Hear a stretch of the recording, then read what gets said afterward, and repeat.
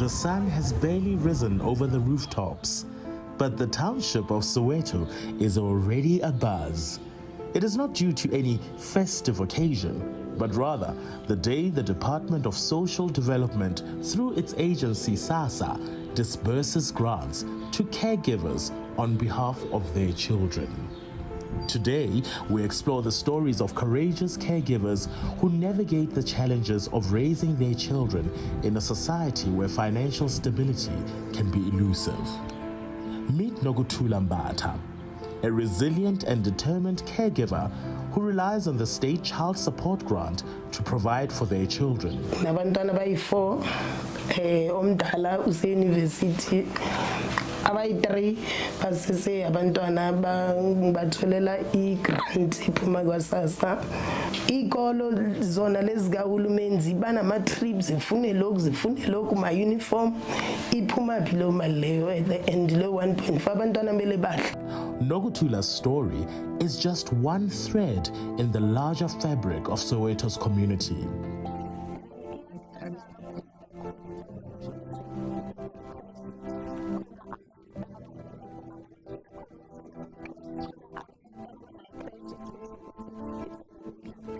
The significance of the child support grant becomes apparent when we discover the substantial role the markets play in facilitating the flow of this grant.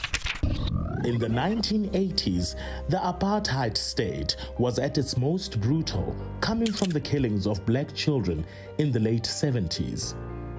In the 1980s, the apartheid government started to equalize the value of grants, preparing for the inevitable change from a racially exclusive system to a democracy by 1993. The values of the grants were mostly equal, but access remained unequal for the majority of black children, especially those in the towns and rural villages of former homelands where access was rare. When South Africa became a democracy, the new government had the responsibility of correcting the injustices of a brutal apartheid government, and social assistance was one of the many strategies it had to employ to alleviate poverty, especially child poverty. The CSG was conceptualized over a 2-year period starting in 1996. South Africa had just voted for a constitutional democracy with a Bill of Rights reflecting an explicit transformative agenda that was aimed at achieving substantive equality. In 1995-96, social grants reached some 2.5 million people, mostly elderly and people with disabilities.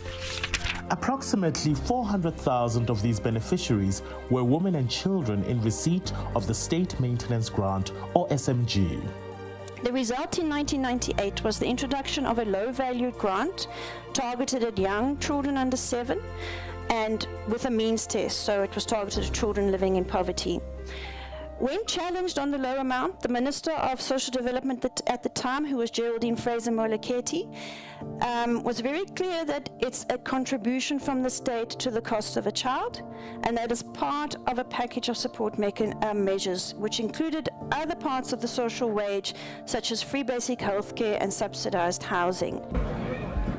This moment symbolizes hope, resilience, and the determination of a community to uplift itself from the challenges it faces. The child support grant has successfully reached 13 million children to the value of 510 Rand a month per child. The allocated CSG budget for the 2022-2023 financial year was 77 billion Rand. South Africa's Social Assistance Program stands as a globally recognized model, acknowledged for its strategic role as the nation's primary poverty alleviation initiative. And in 2022, the World Bank report on equality in Southern Africa also identified South Africa's child support grant as the program with the largest impact on poverty and the widest coverage of the poor. This responsibility of bringing up the child is about empowering the parents, the grandparents, the community, and I say to the department, you've got to be able to do it house to house, street to street, community to community.